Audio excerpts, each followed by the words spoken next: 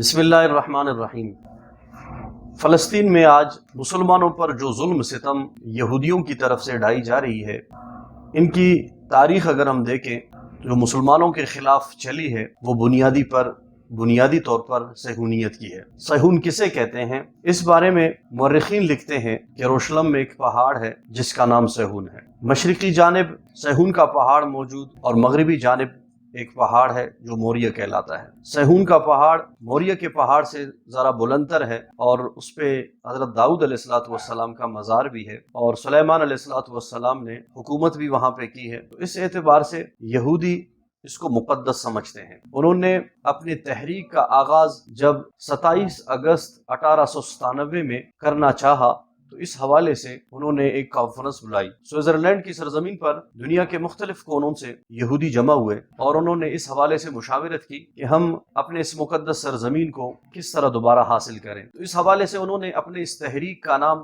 صہیونیت رکھا اور آگے جا کے اس کو انجمن محبین صہیون کے نام دیا، جس سے ان کے اندر جو اس سرزمین کو حاصل کرنے کے لیے جنونی حد تک کوشش میں شامل رہے وہ اس میں شامل ہوتے رہے۔ صہیونیت سے مراد عام یہودی نہیں ہوتے بلکہ وہ مراد ہوتے ہیں جو اس سرزمین فلسطین کو قبضہ کرنے کے لیے تحریک شروع کر رکھے تھے۔ اس حوالے سے باقاعدہ انہوں نے یہودیوں میں ایک ذہن سازی شروع کی اور انہیں متحد کرنے کے لیے اور انہیں متفق کرنے کے لیے دنیا بھر میں ان سے رابطے شروع کیے۔ یہودیت بنیادی طور پر اگر ہم قرآن مقدس کی روشنی میں دیکھیں یہ ایک ایسا ناشکر قوم، زوال پذیر قوم گزرا ہے جس پر اللہ تبارک و تعالیٰ نے بہت سارے انعامات اور اکرامات کیے، لیکن انہوں نے ان انعامات اور اکرامات کو ٹھکرایا ہے اور ناشکر رہے ہیں۔ فرعون کے زمانے میں جب ان پر ظلم اور استبداد تھا، مصر کے اندر یہ غلامی کی زندگی بسر کر رہے تھے،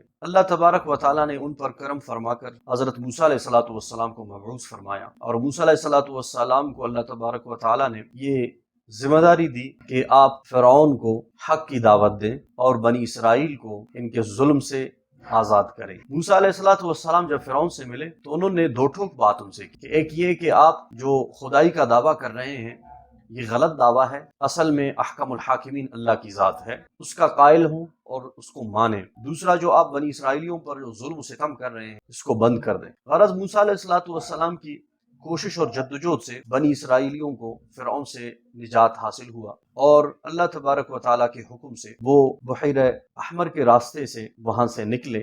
موسیٰ علیہ السلام نے دریائے نیل میں اپنے عصا کو مارا اور راستے بن گئے اور مسلمان موسیٰ علیہ السلام کے ساتھ وہاں سے گزرے اور فرعون اپنے لشکر کے ساتھ دریا میں غرق ہو گئے۔ اس کے بعد جب یہ آگے سفر کرتے رہے تو اللہ تبارک و تعالیٰ نے موسیٰ علیہ السلام سے فرمایا کہ آپ کے لیے میں سرزمین فلسطین کو فتح یاب کروں گا، لیکن اس قوم کو کہیں کہ وہ اس حوالے سے جہاد کے لیے تیار ہوں۔ موسیٰ علیہ السلام نے جب بنی اسرائیلیوں سے کہا کہ اللہ کا حکم ہے کہ ہم جہاد کریں تاکہ اس سرزمین کو ہم حاصل کر سکیں، بنی اسرائیلیوں نے موسیٰ علیہ السلام کا کہنا نہیں مانا اور انہوں نے صاف صاف کہا کہ اے موسیٰ علیہ السلام، آپ اور آپ کا رب جا کے دشمنوں کے ساتھ لڑیں، ہم نہیں لڑ سکتے۔ اس پاداش میں اللہ تبارک و تعالیٰ نے تقریباً 40 سال انہیں ایک وادی میں، اس پاداش میں اللہ تبارک و تعالیٰ نے ان کو 40 سال تک خوار کیے رکھا اور اس کے بعد موسیٰ علیہ السلام کی وفات ہوئی اور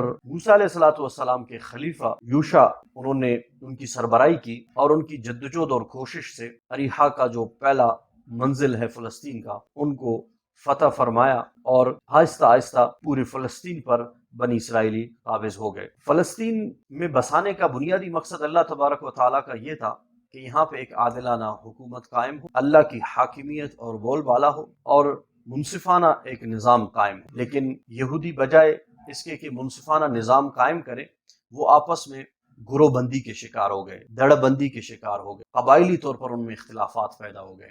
غرض وہ جو بنیادی مقصد حق حاکمیت کا تھا، اللہ تبارک و تعالیٰ کا، اس کو بلند کرنا تھا، یہودی اس کو بھول گئے اور اس سے انحراف کر گئے۔ غرض اس کے بعد حضرت داؤد علیہ السلام، حضرت سلیمان علیہ السلام کا دور آتا ہے اور دوبارہ ایک موقع مل جاتا ہے کہ اس سلطنت پر اسلام کا بول بالا ہو۔